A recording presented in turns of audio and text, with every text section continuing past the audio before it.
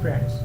In this video we are gonna talk about the origin, symptoms and causes of coronavirus. Now let's talk with the World Health Organization disease team manager, what she says about these prevention techniques that should be adopted at individual as well as on government level to get rid of these terrible consequences.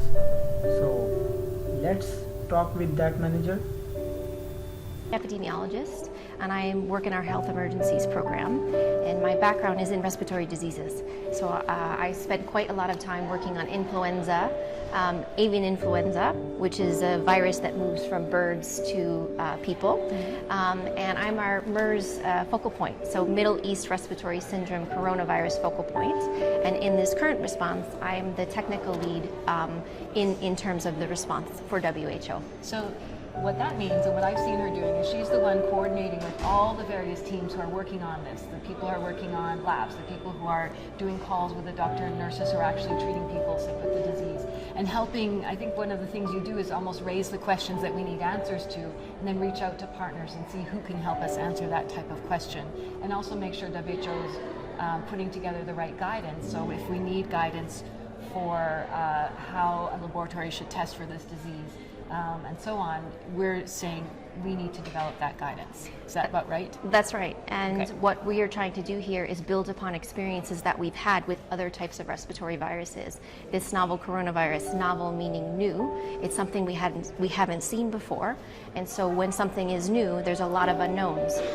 We're filling those unknowns at the moment, but we're building on experiences and utilizing our network partners across the globe to help make the most informed guidance to all countries. So we're not starting from zero, we're really building on Correct. knowledge we and partners had already. That's right. So what do we know about this disease then? So what we know is that this is a novel coronavirus, a new coronavirus that has not previously been detected in people before. It was first identified in a group of individuals with pneumonia in a city called Wuhan in China. And this was picked up by Chinese authorities through a surveillance system that they put in place after SARS in 2003. The medical surveillance system where they look for unusual events in the hospital system? Yes, like that? that's right. That's right. And because this is a novel coronavirus, what we know is that people who are infected with this virus develop respiratory disease, which means some people will have mild symptoms, which could range from a fever or a runny nose or a slight cough. But some people can also develop pneumonia, and in some patients and some people, they can have very severe disease and die. So that's really scary to hear that some people have died from the disease, and we want you to understand how bad it is. So if 100 people have the disease, what percentage will have that mild disease as you described, and then what percentage might die based on what we know so far? And we know it can change. Yeah, based on what we know so far, 80 people have died out of the total number of people that have been reported. It's about 4%, 3 to 4%. That is a very early number in terms of percentage, and that will likely change as more information becomes available. So 80 of the 2,000 plus 2,700, yes. Or the percentage of people who have died of 2, 3, or 4%. Yes, that's right. Now that doesn't mean it's not severe. It doesn't mean it's not a dangerous disease. It just means that everybody that's infected will not necessarily develop severe disease and die.